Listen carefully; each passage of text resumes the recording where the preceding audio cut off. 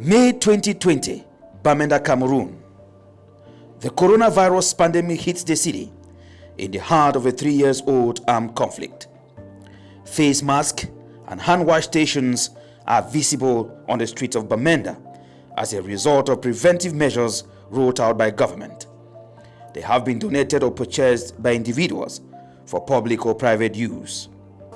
In that kit, we have a liquid hand wash, we have the sanitizer, hand sanitizer, we have a small pamphlet that is for kids. We also have in it a CD that has some information, accessible information for persons with disability in sign language. Community Impact for Africa within this framework saw that the government and other organizations had done a lot to fight against COVID-19, and we discovered there was something that was lacking. Persons with disability were kind of excluded, they were not included in this fight. So CIFA thought it wise that we could do something that's adaptive. So we actually came out with, we produced an adaptive tool that persons with disability could use to help them wash their hands, that is at ease, and it was actually placed at the Bamenda main market. This desire to stay safe and save the lives of others is driven by coronavirus prevention campaigns carried out by the local and international media accessible to people in this city. Here the media largely takes credit for awareness creation on the pandemic. So the first thing we had to do was to come up with an online campaign against COVID-19, and one was centered around debunking some of the issues centered around COVID-19, and we had to talk to the community about not listening to fake news, to news that they consider COVID-19 as a scam or even as a joke. And on the other hand, we also centered our messages on how they can actually prevent themselves from the COVID-19 pandemic. Another issue we also focused on was to see how our news updates during each week, Mondays to Fridays, can feature developments on the COVID-19. So each time we have our radio station, for example, like CBS Radio Bamenda, we have a slot wherein we educate our listeners on the COVID-19 pandemic, centering most of the topics on some major areas that can actually be handled when it comes to the COVID-19 pandemic. We are doing what we need to do to guard against the pandemic in our region and in the country. As far as the pandemic is concerned, later on realized that parents have been displaced. I even recently had an encounter with a girl of 15 years old, an adolescent, who is an IDP from Banso. She shared her story with me. She said, as a result of the conflict, the mother died. She's never known her father, so she has to come to town here. You can imagine how vulnerable a child like that can be. I mean, who is her voice? If I am not the voice of that 15-year-old girl, then who tells her that there is a free face mask distribution here? Who tells her that this is what you ought to do? I mean, she's battling to survive. She's battling the crisis. She's battling COVID-19. And so the anti-COVID campaign on DEFCAM Radio has been on good foot, and it's been positive. We have special programs that we have designed to educate the people on what COVID-19 is all about and what the government is doing to fight the disease, and also what people can do individually to protect themselves from the COVID-19. This self-evaluation seems not shared by persons living with disabilities, the Bororo minority who speak full day, women, children and right activists, though they admit that some work is done. Well, it's almost at zero, not undermining the fact that as persons with disabilities, we've taken the initiative to promote the voices of persons with disabilities within the COVID pandemic, and it's through that voices that we can see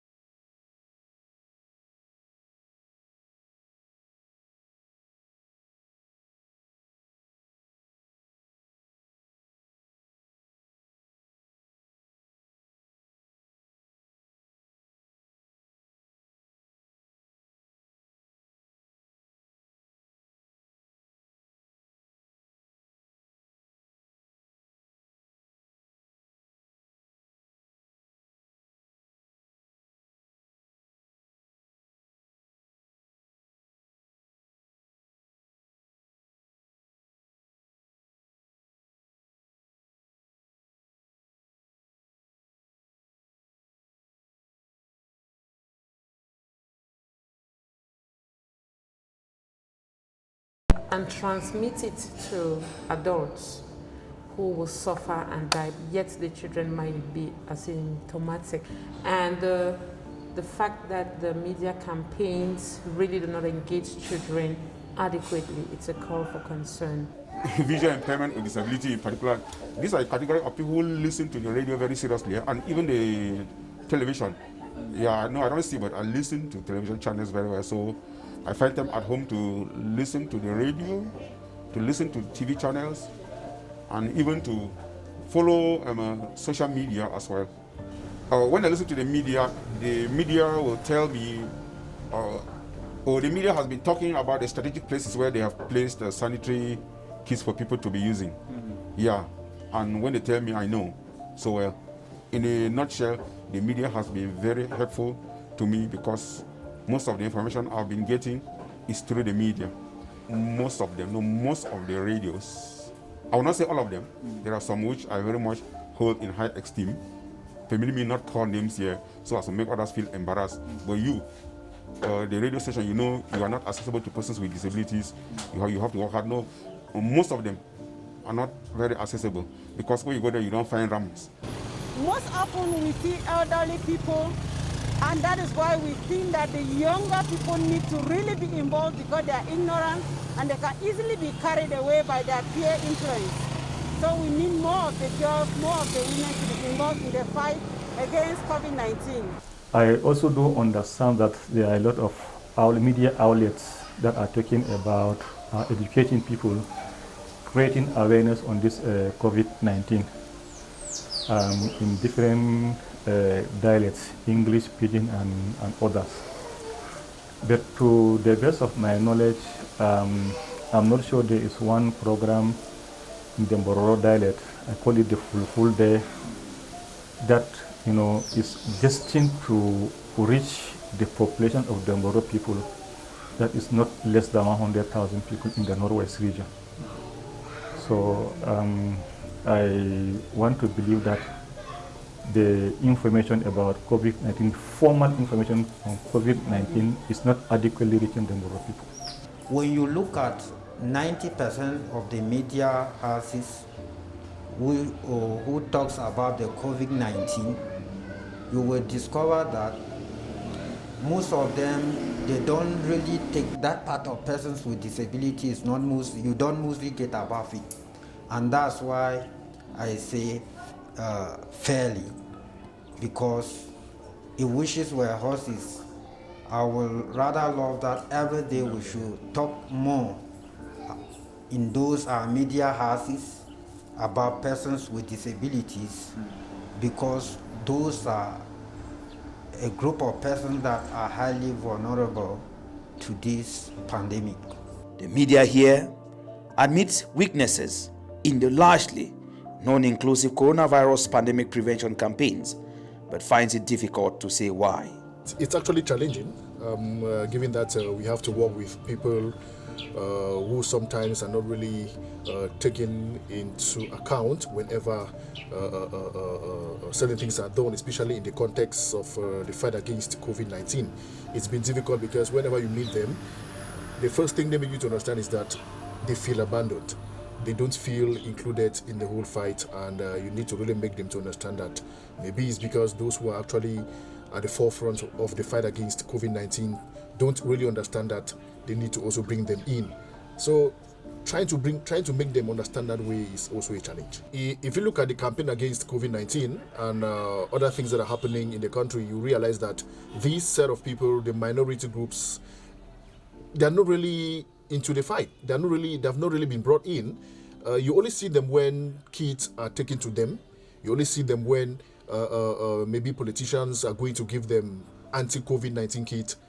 But to really say they are into the fight, to really sensitize them, to really make them feel like they own the fight against COVID-19, not really owning, but to really make them feel like they are also at the forefront as far as the fight is concerned, it's a problem. It's really, they don't really feel that way. Media houses too, how many media houses have produced programs that really have to do with this group of persons, that's the minority ones as far as Cameroon is concerned, to really see themselves, engage in the fight against COVID-19. We make sure that the program includes everybody, be it women, men, people with disabilities. We make sure that everyone has a chance to use the airspace to educate the population on not only coronavirus but other societal issues that we need to handle. But so far, when we talk about inclusiveness, we have more men than women who actually participate in programs, because it takes time to bring women to participate in programs. You always need to inform them in advance, because they have one or two things that they have to do. And many women don't feel courageous enough to come on air and talk about current issues in the society. So we do our best to make sure that the platform is a safe space for everybody to air their views. It's quite challenging because sometimes, like you said, I mentioned the first challenge, to get the parental consent, to get equally sometimes the women to speak. Considering we're in a special context where before, first of all, the crisis already, the people already are afraid to speak. So they don't want to come out. They don't want maybe their relatives or other friends to know that this is exactly what they are going through. And sometimes away from COVID-19, for cases of GBV that I mostly talk about on my blog, let's say the case of domestic abuse, for that matter, women just want to protect their marriage. That's an excuse that I get, and so they are not open up. So to get some of them to tell the stories in a way that will affect change, it's very challenging. Very, very challenging. I remember one time I was struggling to get the Northwest representative of the International Federation of Female Lawyers, Barrister Tamon Oliver. I'm sure you know her very well. To open up on some of the things when I was doing a story on domestic abuse one time. And she promised keeping me in touch with some of the women so that they can speak for themselves maybe in the presence of a lawyer. She thought that they would speak better. But then it took about 4, 5, 6 days before we could get one to open up. So that is how challenging it can be, which means that you are unable to deliver some of the stories on time. You're able to tell some of the stories on time, since news stories so has to do with time. You're able to tell some of the stories on time, and sometimes another problem too is follow-up. I had a case where I did the story. It got complicated at a certain level because it got to the court and some political bigwigs were involved in the case.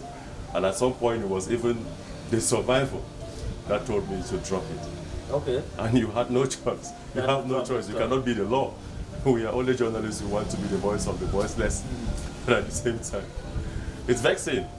But then you have no choice. When we were producing, first of all, the public service announcements, one of our areas was in the aspect of persons with disabilities, making sure that even the measures that have been put in place should be very, very inclusive. So we had even sports and public service announcements that actually hammered on the fact that whatever is being dished out as information, as even the COVID-19 kits, should actually be inclusive in nature, targeting the vulnerable population, especially persons with disabilities. We have also had the cases whereby we have done short news reports where we get to talk to even the persons with disabilities to know how far this has also been like an experience to them. They share their experience to see how far these COVID messages, the COVID kits, how they reach the entire population, how much of it is suitable to their conditions. So we do all of these stories to raise the consciousness of the actors who are out there dishing out information and the kids to know that there are these sets of persons that we should never forget when it comes to information and actions on the COVID-19 pandemic. One of the areas where we are found lacking is in the message that are tabled to meet the needs of the community. And when we evaluate the concerns towards persons with disabilities, the percentage is really, really low. And that is why sometimes when I even meet these persons with disabilities, I don't lose one opportunity to talk to them, because sometimes when you just get the news from every other place, you want to feel that honestly you have gotten everything. It's also good to talk to the persons with disabilities. And so I talk with them, and then I also compared with the reporting that I find around, not only within the Northwest, but across the national territory, with the auto-critiques that we do with the reports. We discover that reporting centered around persons with disabilities is really, really below average. The minority groups seem to have the answers as to why the media is not giving them a voice in the coronavirus prevention campaign like other campaigns. We've had children play a role in ensuring that they educate their peers about social distancing, about hand hygiene, about wearing their masks, about staying home, about making their time meaningful even while staying home, because we know schools are about to resume and they equally have to transition. And why not support those who are aging while at home? So I can share a CD with you such that you can have a copy of what we are doing to engage children meaningfully.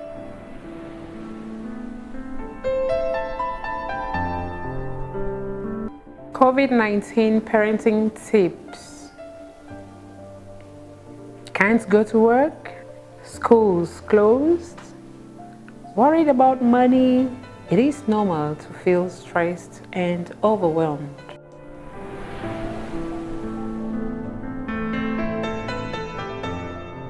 Mom, I know you are a great scientist, and I told my friends that you will soon find a cure for the coronavirus.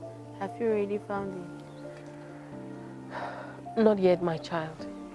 You know, the coronavirus is so tiny, and like other viruses, it's always very difficult to be able to have a cure for them. At the point where we are, there is no cure yet. Many children are at home, yet the media is focusing on the rates, maybe the number of cases that are being recorded, or the number of people who are responding, or the number of deaths, or the number of prevention activities, the PPEs that are being provided to people, the health facilities and what have you. But children have not been adequately engaged, or let me say, there are no direct interventions that are there focusing on children, the fact that they are at home. It's about changing perceptions. People's attitude towards persons with disabilities to a greater extent is that the forgotten tribe, and most of the time people don't pay attention, and the resources to do all the work that we have to do is actually a great challenge, because you know, to reach out to those with hearing impairment or speech impairment, the deaf in general, needs a lot of resources for you to hire sign language interpreters, get good video people to be able to carve out messages that will speak to them, and that we don't have the resources to do that. I will tell you that here in Bamenda, the media organs in Bamenda, most of them, I'll rate at 80%, they are very, very disability friendly. Okay. I must confess. So to the extent that whenever we approach them for any of our activities, even if they're asking us for a token, by the time we express our genuine worries that persons with disabilities, we are not income earners per se.